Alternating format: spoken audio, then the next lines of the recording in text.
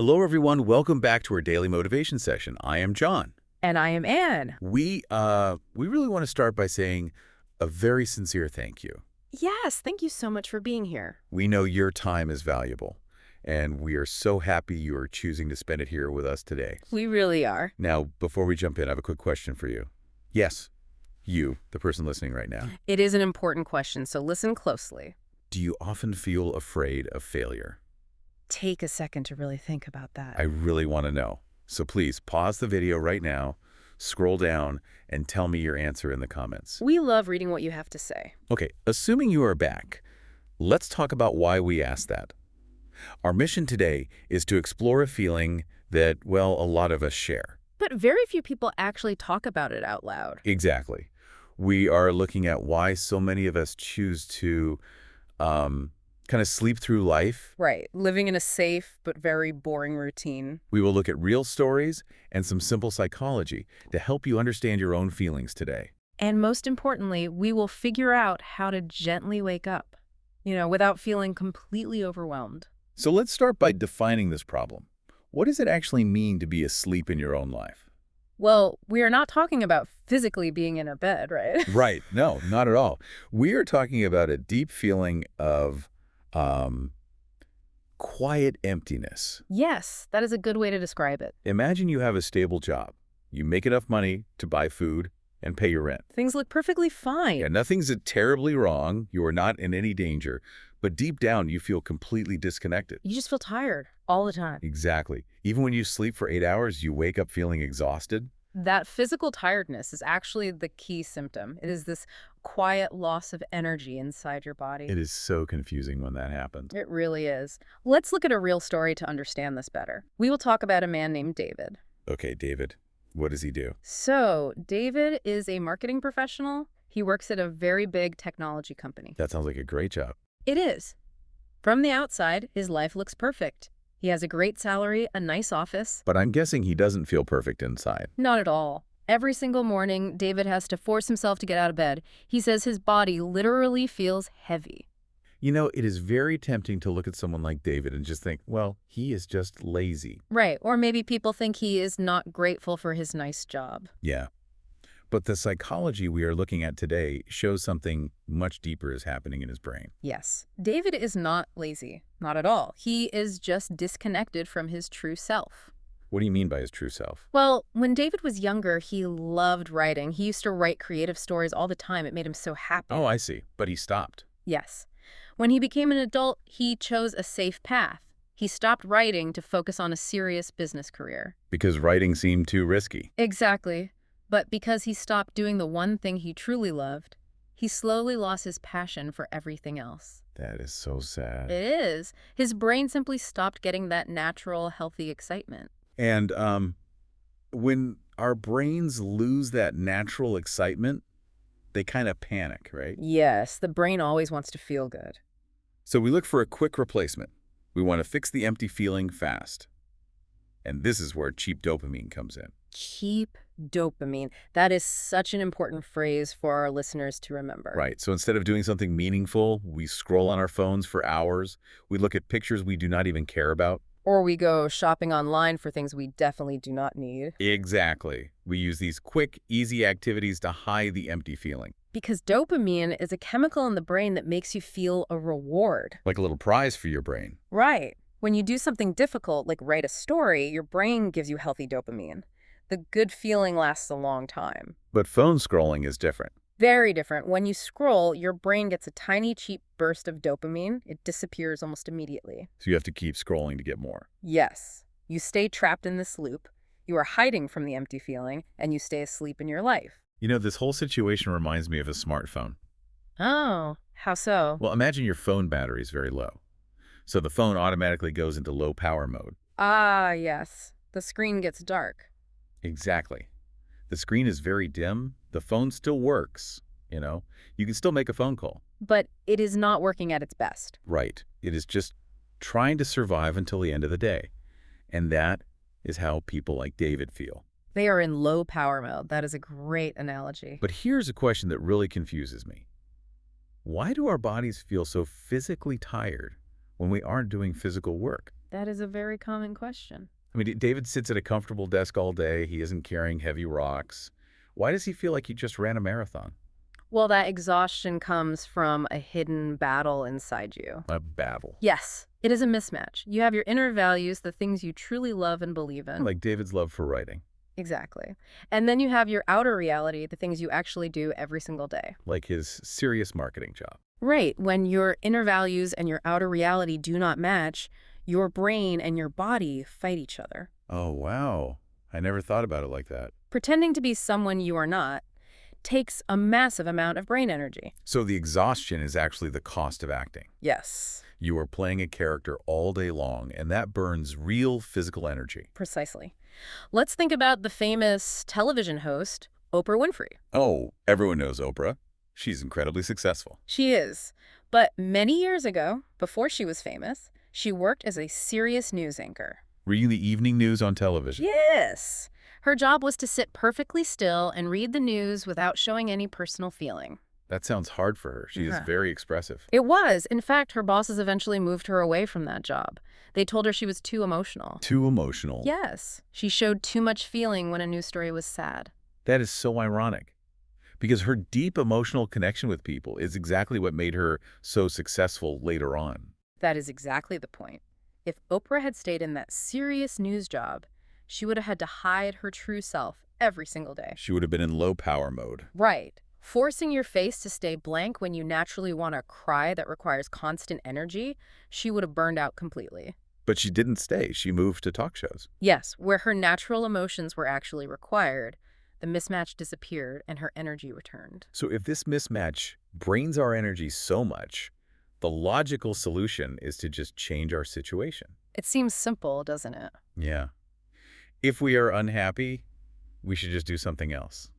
But people rarely do that. No, they don't, because we create very logical, practical excuses to stay in low power mode. We tell ourselves stories that sound very mature and responsible. We say things like, well, I will start my dream business when the economy is more stable. Or I will start painting again next year, when the kids are older. Exactly. We use the idea of being practical as a shield. It protects us from having to take immediate action. We are just delaying our lives. Yes, we are waiting. Now, the common idea is that we delay things because we are afraid to fail. That is what most people believe. We are terrified of trying our big dream and just failing completely. But the research we are looking at today flips that idea upside down. It really does. It suggests that failure is not actually the scary part. Which sounds crazy.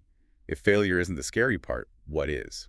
The truly terrifying thing is success. Wait, really? People are afraid of succeeding. Yes. It sounds like the opposite of what should be true, but it makes sense when you think about it. Walk me through that. Why is success scarier than failure? Think about the mechanics of failure. If you try something new and you fail, you are actually given a gift. A gift. How is failing a gift? Because failure gives you a perfect excuse to stop trying. No.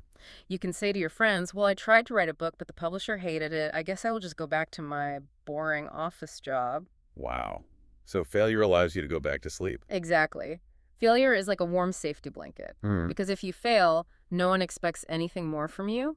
You can just retreat to your old life and nobody will judge you for it. Right. But if you try and you succeed... Then you cannot retreat. Exactly. If you succeed, your entire world has to change. You have to accept new responsibilities. People will start expecting more from you. Yes. You have to prove that your success was not just luck. You have to work hard every single day. You lose your comfortable excuses forever. Let's apply this to someone famous, Michael Jordan. Oh, perfect example, a legendary basketball player. But the famous story about him is that he was actually cut from his high school basketball team. Yes, his coach looked at him and said he was not good enough. That moment was a perfect opportunity for him to just embrace failure. He could have easily accepted that rejection. He would have had a very safe excuse for the rest of his life. He could have told everyone, hey, I tried, but the coach didn't want me. He could have hidden in that failure. But he recognized that accepting failure is just a way to avoid the hard work of growing. He refused to take the easy excuse. Right. He chose the difficult path of success instead. This leads to a really deep question about who we think we are. Are we actually terrified of losing our old identity? That is exactly what is happening. Even if our current life makes us unhappy, at least it is familiar, right? We know the rules of our current sadness. Yes. Stepping into success means destroying the person we used to be. And the human brain loves familiar patterns. We tell ourselves a story about who we are. We say, I am just a normal worker. Or, I am not the creative type. Or I just like stability. Exactly. We repeat these stories for so many years that our brain accepts them as absolute facts. We basically trap ourselves in our own descriptions. We really do. And when you try something new and you actually start to succeed, that old story breaks. Because you are proving to yourself that you are creative. Yes. To the brain, losing an old identity feels very dangerous. It feels like stepping into a completely dark room where you do not know where the furniture is. So it's much easier to just stay in the brightly lit room of your comfortable unhappiness. Beautifully said. Because we are so scared to step into that dark room, we compromise. We find a middle ground. Right. We accept a life that is just okay. There's a great quote for this from our source material today. What is the quote? The quote is, I am not suffering, but I am not happy. I am not suffering, but I am not happy. Wow, that feels like a trap. It is the hardest psychological trap to escape. It is actually far more dangerous than hitting rock bottom. Wait, why is it more dangerous? If you are not suffering, shouldn't that be a good thing? Think about the physical reaction to extreme pain. If you accidentally touch a hot stove, your hand burns. Right, it hurts a lot. And that intense pain sends an immediate signal to your brain. You pull your hand away instantly. Extreme pain forces extreme action. Oh, I get it. But if your life is just okay. Exactly. If you have a nice apartment and you buy nice coffee on the weekend and you watch entertaining television, there is no burning stove. There is no sharp pain to force you to change. Right. You can comfortably waste decades of your life in that okay state. It is like slowly freezing to death instead of being burned. Yeah. The cold just makes you feel sleepy, you close your eyes, and you don't even realize you are dying. That is a very powerful way to think about it. So if this low energy comes from a lack of sharp pain, what happens when we face real hardship? Well, a famous psychologist named Viktor Frankl discovered something amazing about this. Viktor Frankl, who was he? He was a psychiatrist who survived terrible, unimaginable conditions in prison camps during World War II. Truly extreme suffering. Yes. And he observed that human beings have an incredible ability to survive physical and emotional torture. But only under one condition, right? Right. Only if they have one specific thing, meaning. Meaning is like an anchor. If you know why you are suffering, you can endure the pain. Frankl discovered that humans are driven by a deep need to find purpose. When your daily actions connect to a deeper value, you feel alive. Even in terrible conditions? Yes. However, the reverse is also true. What do you mean? If you live a very comfortable, easy life, but it has absolutely no meaning, it will slowly destroy your spirit. So a comfortable life without purpose drains your soul just as much as physical hardship. Exactly. Let's look at the famous tennis star, Andre Agassi. Oh, he achieved incredible success. He really did. He won the biggest tournaments. He reached the #1 ranking in the entire world. He had millions of dollars and famous friends. Yes. But in his own writings, he revealed that he felt completely empty and miserable inside. How is that possible? He was #1. His success was empty because the meaning was absent. Agassi was playing tennis to satisfy his very aggressive father's expectations. He was not playing for himself. Right. He climbed to the very top of the mountain, only to realize he was on the wrong mountain. He achieved a dream, but it was someone else's dream. You know, that feels like eating junk food when you're starving. Junk food, how so? Well, imagine your stomach is hurting because you haven't eaten all day. You are so hungry. Okay. And you find a big bag of potato chips and some candy, so you eat it all. Well, that would stop the hunger for a minute. Exactly. For a few minutes, the stomach pain stops. You feel full, but you didn't give your body any vitamins or protein. You cannot grow strong on potato chips. Right. A comfortable, meaningless life is just junk food for the soul. It stops the immediate pain, but you don't grow. That analogy perfectly explains why we feel heavy and tired in that middle ground. We just fill our lives with junk food experiences. Because we desperately want to be accepted by society or by our family. We want our parents to brag about our job title. We want our friends to see our nice car. And to get that acceptance, we turn down the volume of our inner voice. We trade our true passion for a round of applause from people who don't even really know us. Yes, and society loses out when we do that. Imagine if the famous painter Vincent van Gogh had made that trade. Oh, Vincent van Gogh. His paintings are beautiful. They are now, but during his lifetime, the art market completely rejected him. Really? People didn't like his art. No. People did not understand his bold colors or his swirling skies. He sold almost zero paintings.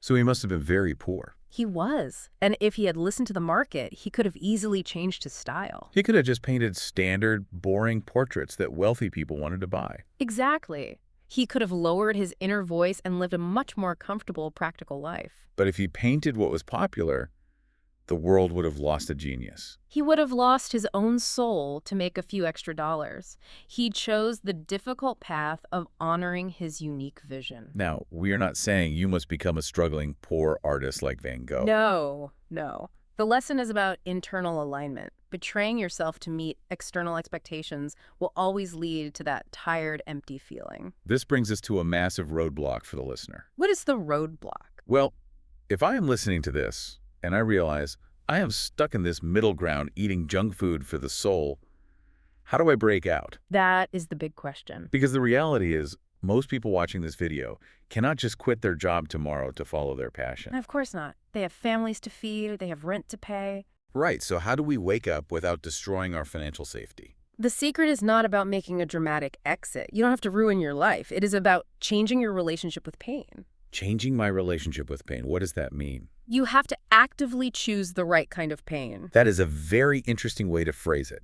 Because usually all motivation advice tells you how to avoid pain entirely. I know. But pain is absolutely necessary. You cannot avoid it. There are two distinct types of pain in life. Okay, what is the first type? The first is the sharp pain of change. The sharp pain. Yes. This is the pain of learning a difficult new skill when you are an adult and you feel foolish. It is the pain of sharing your creative work and facing rejection. It is sharp, it is uncomfortable, and it hurts your pride right now. Exactly. The sting of trying. And the second type? The second type is the dull, quiet pain of staying exactly the same. Oh, that sounds heavy. It is. It is the pain of waking up 20 years from today, looking in the mirror, and realizing you never even tried to follow your dreams. It is a slow ache that lasts forever. Right. You do not get to choose a life without pain. You only get to choose which pain you will endure. So it is the sharp pain of growth versus the dull pain of regret. Exactly. Let's look at Sarah Blakely. She is the founder of the massive clothing company called Spanx. Oh yes, she is very successful now. But before she became a billionaire, she was working a terrible job selling fax machines door to door. Selling door to door is an incredibly brutal job. It is. She faced the sharp pain of rejection every single day. People literally slammed doors in her face. She could have easily quit and found a quiet, safe office job where nobody rejected her. That would have eliminated the sharp pain immediately. But she recognized that a safe, boring job would slowly introduce the dull pain of regret. So she chose the sharp pain. Yes, she leaned into it. She used those daily rejections to build her emotional armor. She learned how to handle people saying no. And when she finally started her own company, that armor helped her succeed. She chose the sharp pain, and it led to her freedom. Knowing we need to choose the sharp pain is great in theory. But how does the listener apply this on a random Tuesday morning? We need practical steps. Yes. What is the actual practical step? The practical solution is the 1% rule. 1%. Yes. You do not need to quit your job today. You do not need to make a massive, dramatic leap that risks your family's security. That is a relief. You just need to become 1% better every day. Small, consistent actions reshape your identity over time. Let's go back to David, the marketing professional who was feeling completely empty because he stopped writing. Perfect. When David finally decided to wake up, he did not storm into his boss's office and quit his tech job. He kept his safe job. Yes. But he introduced 3 very specific small steps into his routine. Step 1. He scheduled a strict, non-negotiable hour to write every single week. Just 1 hour. Just 1 hour, and he did not wait to feel inspired. Setting a strict time builds a boundary. It stops you from waiting for a magic feeling of motivation. Exactly. But writing alone in a room is easy to quit, so he did something else. Did he involve anyone else to keep him honest? That leads to step 2. He promised a close friend that he would send them one short piece of writing every Friday. Oh, That is a brilliant psychological trick. It creates gentle accountability. Because it is very easy to break a promise to yourself in secret. But breaking a promise to a friend creates social pressure. You bypass your own ability to self-sabotage. And step 3 is the most crucial for overcoming that fear of success we talked about. What was step 3? David measured his success purely by the act of doing it. He did not care if the writing was terrible. He did not care if it ever became a famous book. Right. He only cared that he sat down and hit the keys on his keyboard. That lowers the pressure entirely. Yeah. If you only measure success by the effort, you literally cannot fail. This mirrors the method of James Clear, the author who teaches about habits. Oh, James Clear. He wrote about atomic habits, right? Yes. Habits so small they seem insignificant, but they compound massively over time. Clear did not build his career by trying to write a huge masterpiece on day one. No. He committed to writing one short, simple article on a regular schedule. The magic is in the repetition. The repetition proves to your brain that your identity is actually changing. Exactly. So if I am the listener right now, standing at the edge of this decision, I am looking at the comfortable bed of my old life and the scary, sharp path of waking up. It is a big moment. What is the final psychological hurdle I need to clear so I don't just run back to sleep? The final hurdle is the illusion of readiness. The illusion of readiness. Yes. You must abandon the idea that you will eventually feel ready or brave enough to start. Because courage does not come before the action. Courage is the result of the action. The author Elizabeth Gilbert has a fantastic mental framework for this. How does she handle it? Whenever she begins a challenging new project, she feels intense fear. But she does not try to fight the fear or wait for it to disappear. What does she do instead?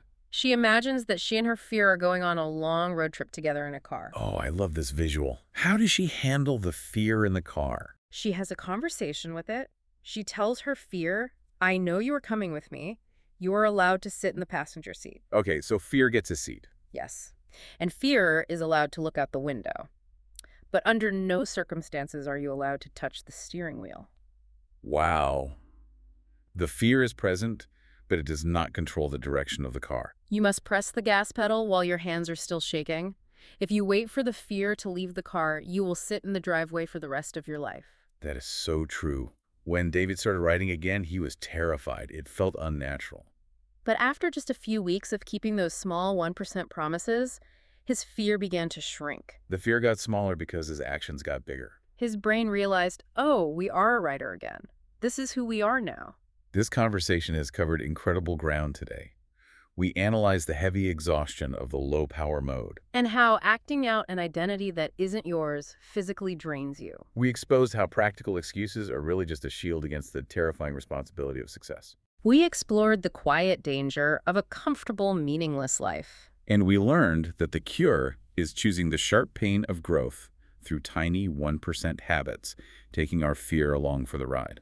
As we close today's session, I want to offer you, the listener, a gentle thought exercise. Please listen closely to this. I want you to project your mind 10 years into the future. Imagine yourself a decade from today. Okay, 10 years from now. Will you look back at this exact moment and remember it as the turning point? The day you finally accepted a little bit of sharp pain in order to grow? Or will you remember today as just another Tuesday, the day you decided to keep quietly hurting and stay asleep for another 10 years? Wow. The choice is not dramatic. It is just a 1% step, and the choice is yours. Yeah, that is a deep thought to end on. Now let's return to the very first question I asked you at the beginning of this video. The question about failure. Yes. I asked if you were afraid of failure. After exploring these ideas together, I hope your answer to that question is now different. Because failure isn't the real enemy. Maybe you realize you're never actually afraid of failure at all. Maybe you realize you were just afraid of waking up. That is a powerful realization. If you learned something new today, if this conversation helped you see your daily habits a little differently, please like this video and subscribe for more English practice. See you in the next video.